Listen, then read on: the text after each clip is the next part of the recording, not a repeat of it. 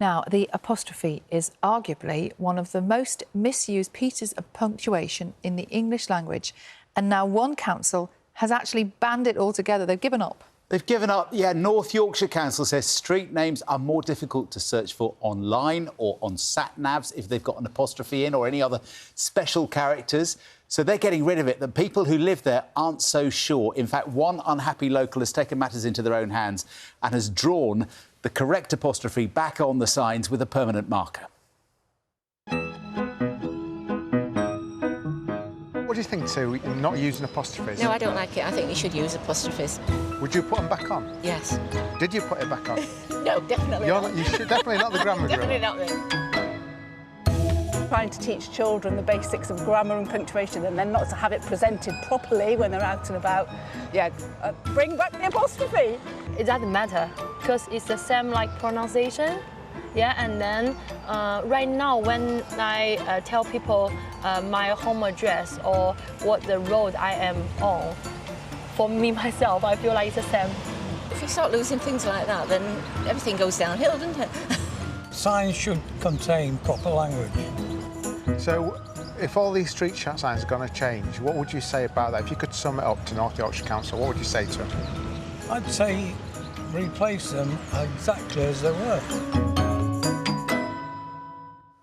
Oh, my goodness, it's driving you all mad this morning, I think. We've had so many messages from you who are also driven mad. Michael in Kent's been in touch. Morning, Michael. He spotted this sign for a local bird sanctuary, Oh, no. which he says misplaces not one, not two, not even three, but 4 apostrophes. Look at the bottom of it.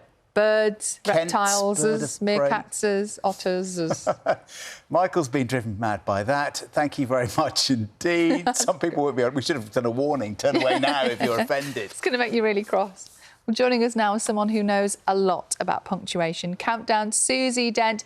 Morning, Susie. Lovely to see you. This is clearly something that really bothers people. Apostrophes, getting them wrong, and then this decision to just abandon them altogether. What do you think? I feel really torn on this one, Sally, because there's elegance in the apostrophe, and it does feel as though there's something lacking on those street signs. And, you know, I'm someone who loves the semicolon, and I'm very sad that that's disappearing. But I don't think this is the end of English rules and that our language is falling into ruin. You know, punctuation is as subject to evolution as our vocabulary and our pronunciation. And if you look at the history of the apostrophe itself, there's never been any agreement, really a widespread agreement in terms of how we should use it. And if you go back to Shakespeare's First Folio, only 4% of the words in which we'd use an apostrophe today, you know, for possession and things, had such punctuation. And Jane Austen had no clue how to use the apostrophe, really. She was really inconsistent. So some of our greatest writers have, you know, we would say misused the apostrophe. So I totally understand why people are feeling very sore about this, but I would just say that this is absolutely nothing new. That's always my mantra, you know, whenever we think there's a huge mistake and, you know, English is going to the dogs, I just think, well, actually, you know, like as a filler has been used since the 18th century, likely as an adverb, which gets on people's nerves, 13th century, you know, at some point in the past, we have been committing the same thing.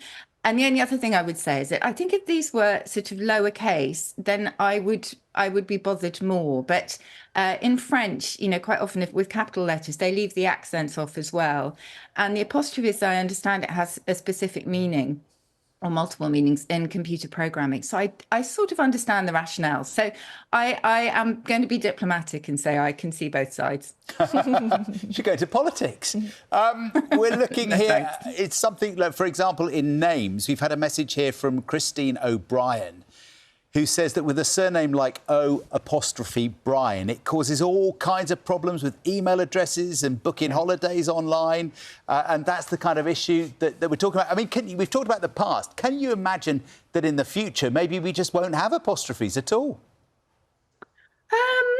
Well, I would also say they are really important for clarity. So even though English doesn't really have many rules, the I before E except after C rule has got so many exceptions, it's not really worth it.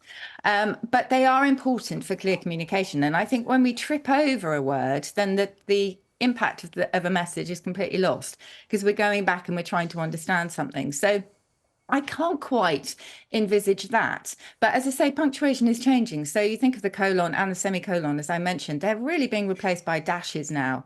And I don't know whether the semicolon will survive. So I think it's a question of watch this space. But one thing is for sure is that if English keeps moving forward, and sometimes it will be in directions we don't like, it really will stay robust and versatile and be a language for the ages. That's so interesting. I just want to share this with you, though, Susie. Marion in Chichester said, removing the apostrophe is the start of a slippery slope. Misusing the apostrophe, though, makes her clench her teeth. It really does. It makes people cross, doesn't it? It really does. And I think sometimes we see our language as this rock of stability when everything else is chaotic. And I totally understand that. But I would just say, Sally, there has never been a golden age in English. You know, even in Shakespeare's time, his contemporaries hated what he was doing to the language. There has never been a time when we have got everything absolutely correct. So I would say, please don't fear too much or grind your teeth too much. I know it can be annoying, but honestly, this does not mean the beginning of the end. Thank you very much indeed. Full stop to that, Susie. We've enjoyed chatting. I'm sure our viewers have as well. We've had so many messages. Susie always makes everyone feel better and calmer. Yeah, she does. I'm quite relaxed. I thought she might be really strict about it. She might be a bit of a stickler, but, you know, she's relaxed. Relaxed, yeah.